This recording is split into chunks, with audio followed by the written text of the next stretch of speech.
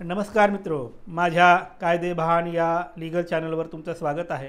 तर आजच्या व्हिडिओचा विषय आहे की खरेदी खतामधील चतुर्सीमा, त्यांचं महत्त्व आणि त्यावरून होणारे वाद याबद्दल आपण बघूया।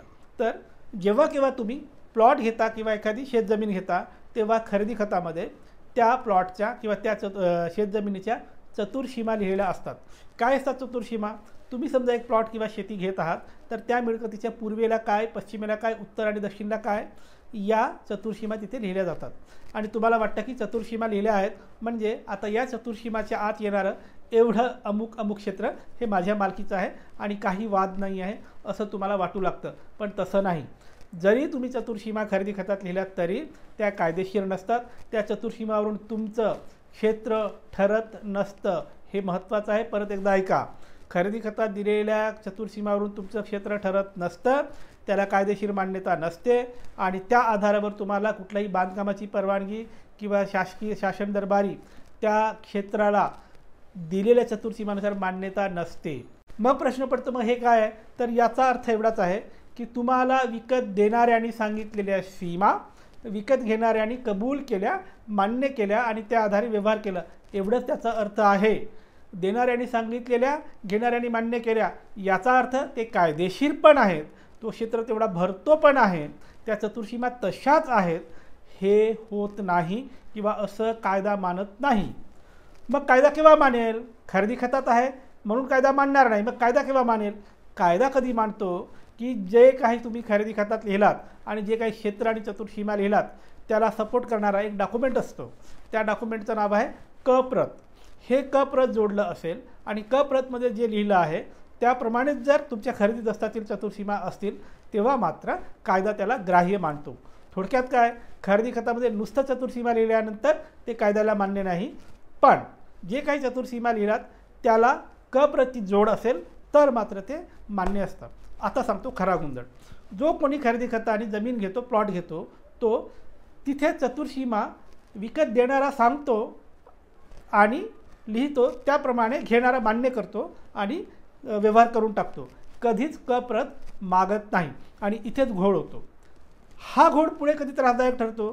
तुम्ही घेतलेल्या प्लॉटवर जेव्हा तुम्ही घर बांधायला जाता तेव्हा तुम्हाला परमिशन घ्यायची असते। परमिशनसाठी जेव्हा तुम्ही अर्ज टाकता तेव्हा जी काही कन्सर्न अथॉरिटी आहे ती म्हणते की तुमचा प्लॉट हाच आहे आणि चतुर्सीमा हेच आहेत, हे ठरवणारे कागद आम्हाला द्या। म्हणजे काय द्या? क प्रत द्या।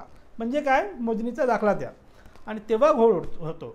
मग मोजणीच्या दाखल्यासाठी तुम्ही अर्ज टाकता तेव्हा शेजारचे प्लॉटवाले ऑब्जेक्शन घेतात आणि मग ते ऑब्जेक्शन घेऊन म्हणतात की तुम्ही जे काही क्षेत्र तुमचं आहे असं म्हणत आहात त्या क्षेत्रातील इतका हिस्सा माझा आहे, एवढा कोपरा तिकडे जातो, तेवढा कोपरा इकडे जातो, असं ऑब्जेक्शन घेतात आणि तुम्हाला क प्रत मिळत नाही।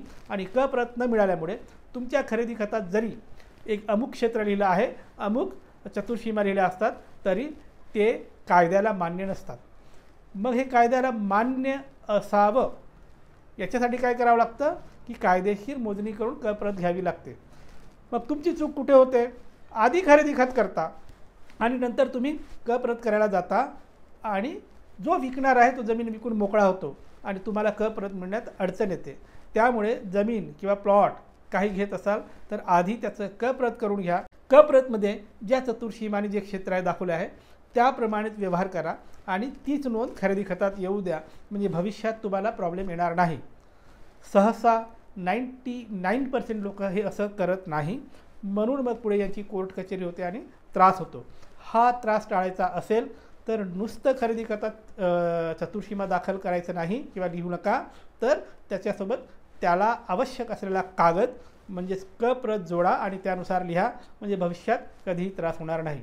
तर मित्र, ही होती माहिती की खरेदी खतातील चतुर्सीमा आणि त्या अनुषंगाने आवश्यक असलेला कागद म्हणजेच क प्रत। तुमच्यासाठी असंच मी कायद्याशी संबंधित वेगवेगळे व्हिडिओ आणत राहीन।